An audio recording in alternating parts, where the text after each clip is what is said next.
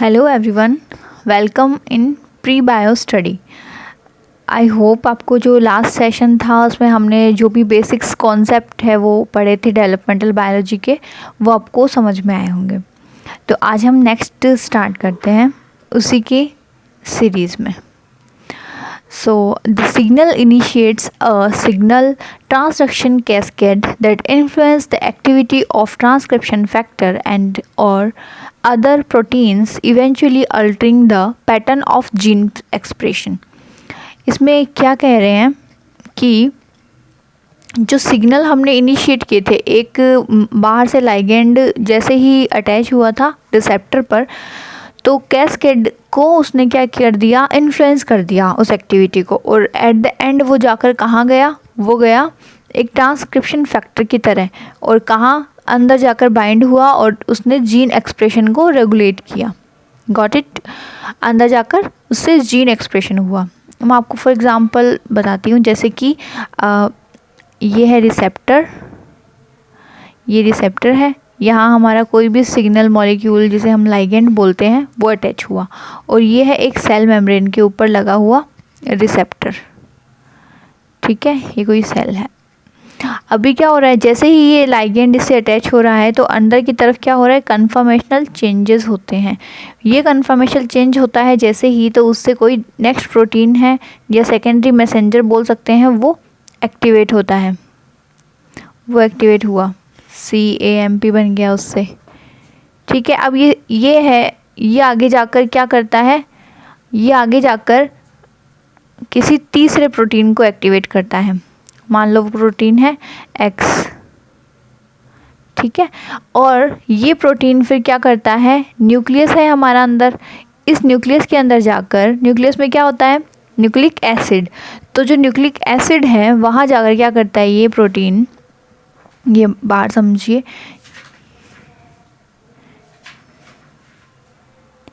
ये DNA यहाँ पर क्या कर रहा है, इससे DNA से क्या बनता है, RNA बनता है।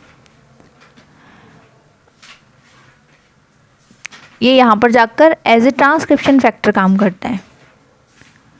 जैसे इसने ट्रांसक्रिप्शन करवाया इसका, तो ये क्या बन गया, RNA बन गया। अब हमें जो चाहिए था, सिग्नल जिसका आया था वही तो RNA बनेगा, तो हमें प्रोटीन भी एट द एंड किसकी मिलेगी, हमारी डिज़ायर्ड प्रोटीन मिलेगी। ठीक है, इससे हमें हमारी डिज़ायर्ड प्रोटीन मिल जाएगी। तो ये कहना चाह रहे हैं कि कोई भी सिग्नल जब आता है तो ये प्रोसेसेस हो सकती है। ओके, सो रिस्पॉन्डिंग सेल में show a single stereotyped response. जब कोई भी एक रिस्पॉन्स करती है सेल, तो वो एक स्टीरियोटाइपिक रिस्पॉन्स करेगी। ठीक है, to the inductive signal. Inductive signal means कि हमें जो बाहर से सिग्नल मिला है कि ये वाला प्रोटीन आपको बनाना है या नहीं बनाना है, और एक ग्रेडेड रिस्पॉन्स, और या हमें ग्रेडेड रिस्पॉन्स मिलता है। ग्रेडेड रिस्पॉन्स का मतलब होता है कि वो तुरंत ही नहीं मिलता है सॉरी, तुरंत ही नहीं मिलता है। उसमें क्या होता है, एक थोड़ा ऊपर जाता है ग्राफ उसका, और फिर दोनों मिलकर ऊपर जाते हैं। जैसे कि एग्जाम्पल में देखिए, ये ग्राफ है इस तरह,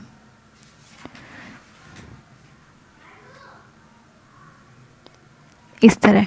ठीक है, डिपेंड्स ऑन इट्स कंसंट्रेशन। जैसे जैसे कंसंट्रेशन होती है, जैसे कि मान लो यहाँ पर कंसंट्रेशन यहाँ पर कम थी इसलिए कम रिस्पॉन्स दिया, और यहाँ पर ज़्यादा कंसंट्रेशन थी तो इसने ज़्यादा रिस्पॉन्स दिया। और ये जो इंडक्टिव सिग्नल होता है ये क्या कहलाता है, एक मॉर्फोजन कहलाता है। Okay, next, The response to inductive signal depends on the ability of the cell to receive the signal. अब चलो बाहर से तो हमारा जो मॉर्फोजन था, हमने उसे क्या बोला, मॉर्फोजन। जो मॉर्फोजन आया उसने क्या कर दिया, सिग्नल स्टार्ट कर दिया, लेकिन हमारी जो सेल है उसकी भी तो एबिलिटी होनी चाहिए ना कि वो सिग्नल को रिएक्ट करे ढंग से, प्रॉपर तरीके से। तो उसकी जो कैपेसिटी होती है किसी भी सिग्नल के लिए रिस्पॉन्स करने की, वो क्या होती है, कॉम्पिटेंस।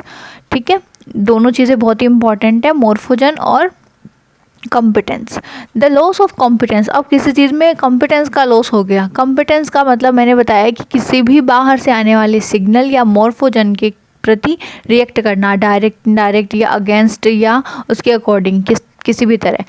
अगर लॉस हो जाए, loss of cell surface receptor, मान लो कोई सेल सरफेस रिसेप्टर है, वो काम ही नहीं कर रहा है, उस पर कितना ही बाइंड हो जाओ लेकिन वो काम ही नहीं कर रहा है। सिग्नल ट्रांसडक्शन अपैरेटस और downstream target transcription factor is one mechanism by which sales become irreversibly committed to a given developmental pathway. वो एक इरिवर्सिबल की तरह बिहेव करेगी, मतलब हम जो करना चाह रहे हैं उस सेल के साथ वो नहीं हो पा रहा है, वो जो उसका मन आ रहा है सेल का वो किए जा रही है। In other words the cell is no longer able to respond to the inductive signal. हम उसे बोल रहे हैं भाई हमें ये प्रोटीन चाहिए, ये प्रोटीन चाहिए, लेकिन वो सुन ही नहीं रही है, वो अपने मन मर्जी का जो उसका मन कर रहा है वो प्रोटीन बना रही है, क्योंकि उसका रिसेप्टर काम नहीं कर रहा है, कॉम्पिटेंस उसकी ख़त्म हो चुकी है। Two type of induction can be distinguish. दो टाइप के जो इंडक्शन है, जो प्रेरण है, वो डिस्टिंग्विश किए गए हैं। कौन कौन से? इंस्ट्रक्टिव और परमिसिव। दो टाइप के होते हैं, इनको डिटेल से पढ़ेंगे और बहुत ही ज़्यादा इम्पॉर्टेंट है ये, ठीक है। फर्स्ट है इंस्ट्रक्टिव। ये क्या होता है? Instructive induction occurs where the responding cell has a choice of fates. इस सेल के पास में चॉइस होती है किसी भी अपनी फेट बनने के लिए, इसकी चॉइस होती है, इसका भविष्य क्या होगा इसके पास चॉइस है। And will follow one developmental pathway, और ये एक डेवलपमेंटल पाथवे को फॉलो भी करती है। And an alternative pathway in absence of the induction signal. इसके पास दो चॉइस होती है, एक तो होती है कि ये कोई सिग्नल मिल रहा है उसकी प्रेजेंस में ये किस पाथवे पे जाएगी, और जब वो नहीं मिल रहा है तब वो किस पाथवे पे जाएगी। इसके पास दोनों चीज़ें होती हैं। In example, in the early Xenopus embryo, early जो जीनोपस एम्ब्रियो होता है उसकी जो ectoderm will form the neural plate. इसकी जो एक्टोडर्म होती है वो क्या बनाती है? न्यूरल प्लेट बना देती है। In the presence of inductive signal, जैसे ही उसको इंडक्टिव सिग्नल मिलता है उसकी जो एक्टोडर्म होती है वो क्या बनाती है? न्यूरल प्लेट बनाती है। और किससे? नोटोकॉर्ड से। But epidermis in the absence of induction, लेकिन जैसे ही बाहर का उसको कोई सिग्नल नहीं मिल रहा है, कोई इंडक्टिव सिग्नल नहीं आ रहा है, तो वो क्या बना देगी? एपिडर्मिस बना देगी। जब उसको कोई इंडक्शन नहीं मिल रहा है तो नोटोकॉर्ड है वो क्या बन जाएगी? एपिडर्मिस। और अगर इंडक्टिव सिग्नल है तो वो क्या बनाएगी? Neural plate. ये है इंस्ट्रक्टिव, कि इसको इंस्ट्रक्शन मिल रहा है तब तो ये कर रही है, वरना इसकी मन मर्जी है वो करेगी। दूसरा है permissive. Permissive occurs where the responding cell is already committed into certain fate. इसका ये नहीं है कि ये जब नहीं होगा तब कुछ और बनाएगी जो इसका मन करेगा, ये कमिटेड होती है कि इसको क्या बनना है, पहले से इसको पता है। And require the inducing signal to proceed in the developmental pathway. और इसको बस एक सिग्नल चाहिए, एक मौका चाहिए कि मुझे ये मौका मिल जाए और मैं ये बन जाऊं, ठीक है। तो इसे ही क्या कहते हैं हम? परमिसिव सिग्नल या परमिसिव इंडक्शन कहते हैं। इंस्ट्रक्टिव का हो गया और परमिसिव का हो गया। Lateral inhibition is the inhibition of a certain developmental process in one cell induced by signal from an adjacent cell। Lateral inhibition क्या होता है? जब कोई एक सेल होती है वो अपने पड़ोसी सेल को क्या करती है? रोक लेती है कुछ करने से। जैसे कि मान लो एक सेल है, उसको वल्वा बनाना है, ठीक है, लेकिन उसकी जो पड़ोसी सेल होती है वो उसको एक सिग्नल देती है कि तू मत बन, मैं बनूंगी, ठीक है। तो इस तरह से इसे ही क्या कहते हैं हम? लेटरल इनहिबिशन, कि वो अपनी पड़ोसी सेल को कुछ बनने से रोक देती है। Lateral inhibition is a special form of induction which involves an initially equivalent field of cells and results in the differentiation of individual cells in a regularly spaced pattern. एक रेगुलरली स्पेस पैटर्न के अंदर differentiation होता है कुछ sales का, और उसके through क्या होता है? लेटरल इनहिबिशन स्टार्ट होता है। और ये स्पेशल टाइप का इंडक्शन होता है जो कि एक इक्विवेलेंट फील्ड होती है सेल्स की, जैसे कि वल्वा के अंदर इक्विवेलेंट जोन होता है, ठीक है। उसके अंदर कुछ सेल्स होती है, उनको सिलेक्ट किया जाता है कि ये सारी जो सेल है वो जाकर क्या बनाएगी? वल्वा बनाएगी। और ये इनके अंदर भी कुछ स्पेशलाइज सेल होती है जो स्पेशली वल्वा बनाती है और बाकी सेल्स को क्या करती है, इनहिबिट करती है कि वो उनका काम वो ना कर ले। I hope you got it. Given a group of cell that have all the potential, उन सारी सेल्स के पास सबके पास सेम पोटेंशियल होती है कि वो सब बना सकती है vulva. To differentiate in the same way, और सब सेम तरीके से बनाएगी। In the undifferentiated state they all signal to each other, आपस में एक दूसरे को रिप्रेस भी करती है वो, ठीक है। As individual cell begin to differentiate, their ability to repress the differentiation is neighboring cell increases while their tendency to be repressed diminish। तो क्या होता है इसके अंदर कि जब वो आपस में एक दूसरे की एबिलिटी को रिप्रेस कर रही होती है तो वो खुद की जो टेंडेंसी है उसको इंक्रीज कर रही है, मतलब जो इनको भी तो मिल रहा है रिप्रेस होने का सिग्नल, लेकिन ये उसको भी क्या कर रही है, इंक्रीज कर रही है, ताकि उनको कोई सिग्नल ऐसा ना दे। Got it? This can be achieved by increasing the production of inhibitory signal and decreasing the synthesis of its receptor। इस प्रोडक्शन से क्या होता है, जैसे ही ये इंक्रीज मिलता है इनको प्रोडक्शन, तो ये क्या करते हैं, इनहिबिटरी सिग्नल को तो क्या करती है, इंक्रीज करती है, मतलब पास वाले को रोकती है, और decreasing the synthesis of receptor, और उसके अंदर जो रिसेप्टर है उनकी सिंथेसिस को रोकती है कि नहीं बनना है तुम लोगों को रिसेप्टर, ठीक है। उनको रिसीव नहीं करने देती, लेकिन खुद के ऊपर रिसीवर बढ़ा लेती है, किस चीज़ के लिए, बनने के लिए, ना कि रुकने के लिए, ठीक है। वो कुछ भी रिप्रेस करे वो ये एक्सेप्ट नहीं करेगी, लेकिन जो प्रोग्रेसिव सिग्नल है उसको ये एक्सेप्ट कर लेगी। समझ रहे हो कि एक ग्रुप है उसके अंदर सब लोग एक दूसरे को डीमोटिवेट कर रहे हैं, लेकिन कुछ लोग ऐसे होते हैं वो उनसे डीमोटिवेशन लेते ही नहीं है, वो बस सुनते हैं, उनको कोई डीमोटिवेशन कोई फ़र्क नहीं पड़ता है उनको, ठीक है। लेकिन वो क्या करते हैं, खुद दूसरे को इतना ही डीमोटिवेट कर देते हैं, लेकिन खुद हमेशा मोटिवेटेड रहते हैं, इसको ऐसे समझ सकते हैं। The cells that produce more inhibitor signal through random fluctuation would begin to differentiate and suppress the differentiation of surrounding cell। जो सेल ज़्यादा इनहिबिटर सिग्नल प्रोड्यूस करती है वो पड़ोसियों को तो सप्रेस कर देती है और खुद को अच्छे से डिफ्रेंशिएट कर लेती है और स्टार्ट हो जाती है कुछ बनना। The spacing of differentiated cells would be regulated by a range of signal. ये भी एक रेंज ऑफ सिग्नल से डिफ्रेंशिएट होती है, उनको भी सिग्नल्स मिलते हैं। Lateral inhibition is involve in different developmental processes including the control of choice of neuronal progenitor in Drosophila and vertebrates. जो ड्रोसोफिला और वर्टिब्रेट्स के जो न्यूरोनल प्रोजेनाइटर्स होते हैं, मतलब न्यूरल जो प्लेट होती है वो बनने के लिए जो सेल्स होती है उनको क्या बोलते हैं, न्यूरोनल प्रोजेनाइटर्स। उनको क्या करती है, उनके अंदर भी ये सेम प्रोसेस होती है लेटरल इनहिबिशन वाली। ये एग्जाम्पल है उनका। फिफ्थ जो पॉइंट है वो है मोज़ेक एंड रेगुलेटिव डेवलपमेंट। अब देखो जो मोज़ेक या फिर रेगुलेटिव डेवलपमेंट है वो किस टाइप का होता है और क्या क्या पढ़ते हैं हम उसमें। As we have seen from the previous paragraph, cytoplasmic determinants and inductive signal can both be used to control cell fate during development. कि जिस तरह कोई साइटोप्लाज्मिक डिटर्मिनेंट्स होते हैं, मैंने आपको बताया कि कोई सेल है, ये इसके अंदर न्यूक्लियस है, न्यूक्लियस के अलावा इसके अंदर जो भी है ना उसे क्या कहते हैं, साइटोप्लाज्मिक डिटर्मिनेंट्स कहते हैं। इसमें जो प्रोटीन है, जो आरएनए है, उन सबको ये डिपेंड करता है कि उसके अंदर वो कहाँ से आए हैं ये सब चीज़ें, ठीक है। और दूसरा इंडक्टिव सिग्नल, मतलब कि ये रिसेप्टर है किसी सेल के ऊपर और इस सेल के ऊपर बाहर से कोई लाइगेंड आकर जुड़ गया है। अब ये लाइगेंड उसको बोल रहा है कि तुम्हें ये बनना है या ये नहीं बनना है, ठीक है। तो यही इफ़ेक्ट करता है किसी सेल को कुछ बनने के लिए।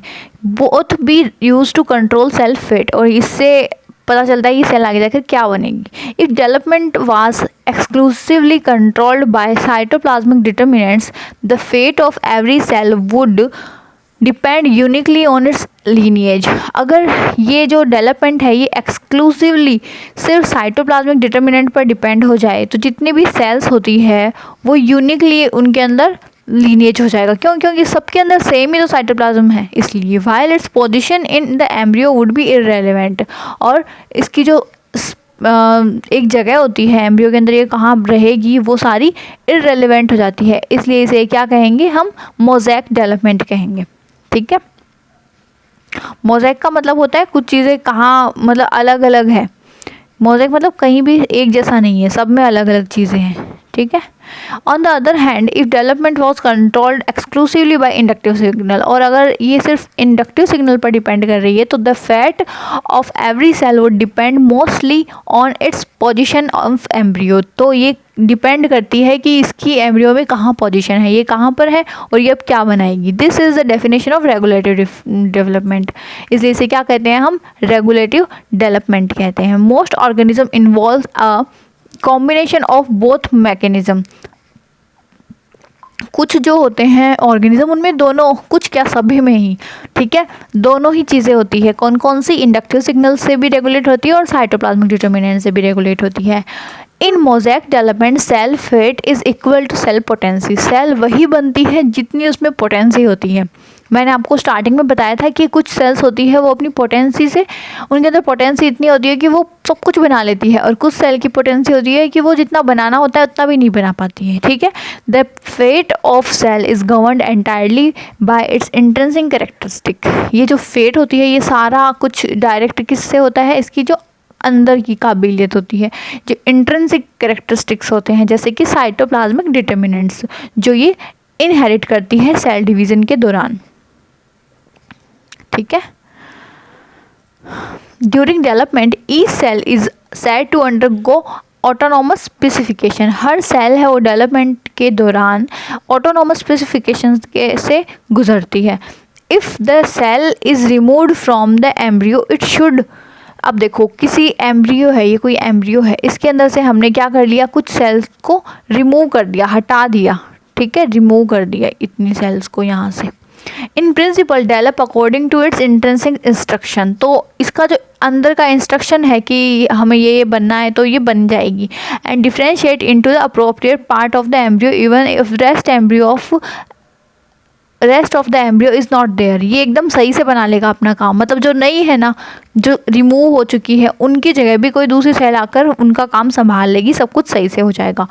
Appropriate part of the embryo even if the rest embryo is not there, ये किस में हो गया, ऑटोनॉमस में। In regulative development cell potency is greater than cell fate. इसके अंदर जो पोटेंसी होती है किसी सेल की वो ज़्यादा होती है उसकी फ्यूचर से, उसका फैट से। The fate of the cell is govern by its interaction with other cell. लेकिन यहाँ पर क्या होती है, यहाँ पर सेल होती है वो ऐसे डिसाइड नहीं करती, अंदर से ही कुछ इंट्रिंसिक फैक्टर नहीं होता, इसमें उसको एनवायरनमेंट डिपेंड करता है, वो कैसे एनवायरनमेंट में है ये उसके हिसाब से काम करेगी। ठीक है। Each cell is said to undergo conditional specification. If the cell is removed, इसमें क्या करते हैं, अगर एम्ब्रियो से कोई भी सेल निकाल लेते हैं, it should not fulfill its normal fate, तो ये नॉर्मल नहीं बनेगा, because it lacks the necessary इंट्रक्शन, क्योंकि इसमें जो सेल्स है वो हट गई है, रिमूव हो गई है, और अब उनको वो एनवायरनमेंट नहीं मिलेगा, इसलिए ये नहीं बना पाती है। तो ये याद रखना, ऑटोनॉमस होता है, उसके अंदर क्या होता है कि ये सब चीज़ें अपने आप से बना लेती है, उसके अंदर इंट्रिंसिक कैरेक्टरिस्टिक होता है, वो खुद ही वो चीज़ कंपनसेट करके बना लेती है जो चीज़ नहीं है। लेकिन कंडीशनल में क्या होता है, एक कंडीशन होती है कि उसको एनवायरनमेंट की ज़रूरत है। Pattern formation, the process by which during development cells become organized in the embryo is called pattern formation. कोई भी सेल है उसका ऑर्गेनाइजेशन होता है अच्छे से कि यहाँ ये सेल जाएगी, ये इम्बोली होगी, ये एपिबोली होगी, इन्वेजिनेशन इस तरह से होगा, ये सारी जाके पैटर्न बना लेती है एक अच्छे तरह से। All embryo of given species have a similar structure और बॉडी प्लान। सब सेल्स के अंदर एक अलग अलग स्पीशीज़ के जो अलग अलग एम्ब्रियो होते हैं उनके अंदर एक सिमिलर बॉडी प्लान होता है। सबको पता है सबके जो एम्ब्रियोज होते हैं सेम ही होते हैं। हाउ डज अकर, ये कैसे होता है, during development each cell must differentiate according to its position in the embryo. Development के दौरान हर सेल को अपने जो एम्ब्रियो की जो पोजीशन है उसके अकॉर्डिंग उसको डेवलपमेंट करना पड़ता है, so that the correct cell type arise in the correct place. इसलिए हर एक सेल को अपनी जगह फिक्स करके रखनी पड़ती है, एकदम सही जगह उनको होना ज़रूरी है। In other words, cell must know where they are in relation to other cell in the embryo. तो उनको पता होना चाहिए कि वो सेल कहाँ है, कहाँ से बिलोंग कर रही है वो सेल, उसको कैसे सेल के बीच में रहना है। This is achieved by giving each cell a positional value. ये इस तरह से दिया जाता है कि हर एक सेल को उनकी पोजीशन दी जाती है कि भाई तुमको यहाँ रहना है, तुमको यहाँ रहना है, और इससे क्या करते हैं, उसकी एम्ब्रियोनिक एक्सेस के अनुसार उसको व्यवस्थित करके रखते हैं। रीजनल स्पेसिफिकेशन, इसके अंदर क्या होता है, describes an mechanism that tells a cell where it is in relation to other cell of the embryo so that it can behave a manner appropriate for its position. Regional specification के अंदर क्या होता है कि कोई भी sales होती है उनको एक स्पेशल पोजीशन दी जाती है, जिससे कि क्या होता है वो आपस में जो एम्ब्रियो के अंदर जो सेल्स होती है उनसे इंटरेक्शन कर कर अपनी अप्रोप्रिएट रिस्पॉन्ड देती है। Regional specification is essential for pattern formation. Pattern formation के लिए क्या ज़रूरी है, regional specification. A key question in developmental biology is how cell become aware of their position. उनमें एक क्वेश्चन है कि उन सेल्स को कैसे पता होता है कि उनकी जगह है वो कहाँ है। What is the nature of the positional information they receive? क्या नेचर होता है जो इन्फॉर्मेशन उनको मिलती है। तो है कि several model systems indicate that cell may acquire positional value on the basis of their distance from a source of morphogen। देखो ये जैसे कि कोई है एक एग, ठीक है, इसमें अलग अलग सेल है। अब यहाँ पर कोई मान लो एक मॉर्फोजन है इस तरह से, ठीक है। अब धीरे धीरे क्या हो रहा है, एक जगह तो ये मॉर्फोजन बहुत ज़्यादा है और धीरे धीरे इसका ग्रेडियंट क्या होता जा रहा है, कम होता जा रहा है, कम होता जा रहा है। तो इन सेल्स को भी पता है कि यहाँ पर ये चीज़ ज़्यादा है, यहाँ पर कम है, तो उसी के अनुसार ये रिएक्ट करेगी कि इस वाली सेल को जो ज़्यादा मॉर्फोजन मिल रहा है वहाँ पर क्या कौन सी सेल बनेगी और उसे क्या बनाना है। जहाँ पर मीडियम लेवल का मिल रहा है उसको क्या बनाना है, जहाँ पर बहुत कम मिल रहा है उसको क्या बनाना है। इसे हम बोलेंगे मॉर्फोजन ग्रेडियंट। अब पढ़ते हैं मॉर्फोजन ग्रेडियंट क्या होता है। Morphogen is a substance that can influence cell fate having different effects at different concentration. एक मॉर्फोजन होता है एक सब्सटेंस जो कि किसी भी सेल के फेट को इन्फ्लुएंस करता है और उस पर डिफरेंट टाइप की इफ़ेक्ट डालता है अपनी कंसंट्रेशन के अकॉर्डिंग। ज़्यादा होगा तो अलग चीज़ बनाएगा, कम होगा तो अलग, और मीडियम होगा तो अलग, और कुछ नहीं मिलेगा तो अलग बन जाएगा। In its simplest model, the positional information belong and axis can be generated by the synthesis of a morphogen at the source at one end of its axis। एक एक्सिस की तरफ ये ज़्यादा है कम है उसके अनुसार ही एक एक्सिस बना देता है और उससे पोजिशनल इंफॉर्मेशन मिल जाती है। And diffusion away from the source would setup a morphogen gradient. और सोर्स से कितना दूर जा रहा है या फिर किस तरह वो ग्रेडियंट बन रहा है, इसी से क्या बन जाएगी, पूरी उसकी कंसंट्रेशन पूरी तरह से उसके अंदर डिफ्यूज़ होकर वो एक लास्ट के अंदर क्या बना लेगा, कहीं पे ज़्यादा कहीं पे कम कहीं पे मीडियम कहीं पे कुछ नहीं, इस तरह से बनाकर पूरी एक एक्सिस तैयार कर लेगा। Cells have different position along the axis would receive different concentration of the morphogen and this would induce different pattern of gene expression। इस अलग अलग पोजीशन से अलग अलग उनके अंदर जीन एक्सप्रेशन होगा एट डिफरेंट कंसंट्रेशन थ्रेशोल्ड, अलग अलग उनकी थ्रेशोल्ड होगी। Such concentration depend pattern on gene expression would represent the address और पोजिशनल आइडेंटिटी ऑफ सेल। उसका एड्रेस होता है, हम सबका एक एक एड्रेस है कि हम कहाँ रहते हैं, हम उससे कितना दूर रहते हैं, हमारा घर उस जो लैंडमार्क है वहाँ से कितना दूर है, पूरी हमारी एक पोजिशनल वैल्यू है। उसी तरह इन जो सेल्स होती हैं इनकी एक वैल्यू होती है कि इनको कितना ये मॉर्फोजन मिल रहा है उसके अकॉर्डिंग, तो ये इनको उनकी आइडेंटिटी मिल जाती है। कंपार्टमेंट्स एंड सेगमेंटेशन, कंपार्टमेंट समझते हैं अलग अलग करना, किसी भी चीज़ को अलग अलग एक एरिया कंसिडर करना, और सेगमेंटेशन अलग अलग बांट देना। During development the establishment of an axis is often followed by segmentation. जो डेवलपमेंट के दौरान कुछ एक्सेस होते हैं उनके अंदर क्या करते हैं हम, सेगमेंटेशन भी बांट दिया जाता है। The axis is divided into repetitive series of similar but independent developmental units. इन एक्सेस को एक रिपीटेटिव सीरीज के अकॉर्डिंग बांट दिया जाता है, लेकिन ये सब क्या होती है, इंडिपेंडेंट होती है, एक दूसरे पर कोई असर नहीं डालती है।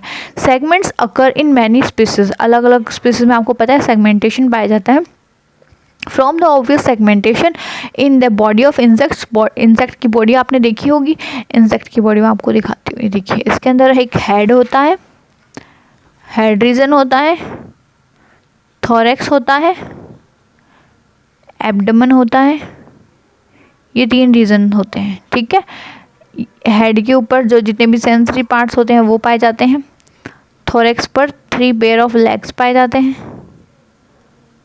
और जो एब्डोमेन होता है वहाँ ओविपोजिटर या फिर जो भी एलाइट्रा, ये सब ऊपर विंग्स पे, विंग्स और एलाइट्रा कुछ भी मिल सकते हैं आपको, ठीक है। इस तरह से ये इंसेक्ट की बॉडी, इसमें सेगमेंट है, 3 सेगमेंट है, हेड, थोरैक्स, एब्डोमेन, ठीक है। To the rhombomeres and somite of vertebrate embryo, insect की है, और कुछ जो वर्टिब्रेट एम्ब्रियो होते हैं उनके अंदर भी रोम्बोमेयर पाए जाते हैं, और सोमाइट्स आपको पता ही है, अलग अलग सोमाइट्स होते हैं, गिनते हैं हम उनको, वो सब सेगमेंट का ही टाइप है। The segmentation can be consider as developmental compartment, इन सेगमेंट्स को हम क्या बोलते हैं, डेवलपमेंटल कंपार्टमेंट बोलते हैं।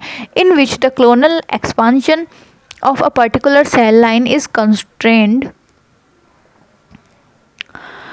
अब देखिए, how can a cell and its clonal descendants be confined to a specific compartment, किस तरह कोई भी एक सेल होती है उसके या फिर उसके क्लोनल जो डेस्केंडेंट्स होते हैं वो एक स्पेसिफिक कंपार्टमेंट मिलता है उनको। जिसमें अगर simply because there is a physical barrier to cell mixing, इसके अंदर एक फिजिकल बैरियर होता है कि उनकी सेल मिक्सिंग करवाई जाती है, और कंपार्टमेंट में भी defined by pattern of gene expression, जैसे अभी बताया था मोर्फोजेन ग्रेडियंट के अनुसार उनको सबको अलग अलग जीन एक्सप्रेशन होता है, पैटर्न अलग अलग मिलता है, और उसी तरह इसमें क्या बनते हैं, कंपार्टमेंट बनते हैं। In the absence of any obvious boundary, कोई उसमें ऑब्वियस बाउंड्री नहीं होती है, सिर्फ उनके अंदर जीन एक्सप्रेशन का डिफरेंस होता है। अब है होम्योटिक जीन। होम्योटिक जीन क्या होता है, एक किसी भी स्ट्रक्चर को पोजिशनल आइडेंटिटी देते हैं कि उसको क्या बनना है, प्रॉपर काम क्या है उसका। Different combination of homeotic genes are express in response to different morphogen concentration, अलग अलग जो जीन्स होते हैं वो मॉर्फोजेन कंसंट्रेशन के ऊपर डिपेंड करते हैं, और उसी तरह होम्योटिक जीन भी होते हैं कि जो अलग अलग मॉर्फोजेन के अनुसार ही रिएक्ट करते हैं और एक्सप्रेस होते हैं। तो आई होप आपको जो basic concept of developmental biology का जो एकदम बेस है वो क्लियर हो गया होगा, आपके दिमाग में पूरा मैप बन चुका होगा। कि जिसने किसी ने भी लास्ट वीडियो नहीं देखी है ना, वो प्लीज़ देख लीजिएगा, बहुत ही बेसिक चीज़ें हैं आज और उस लास्ट वीडियो के अंदर, तो आपको अच्छे से समझ में आया होगा। और अगर नहीं आया है तो do comment, I will try to make you understand. Thank you so much.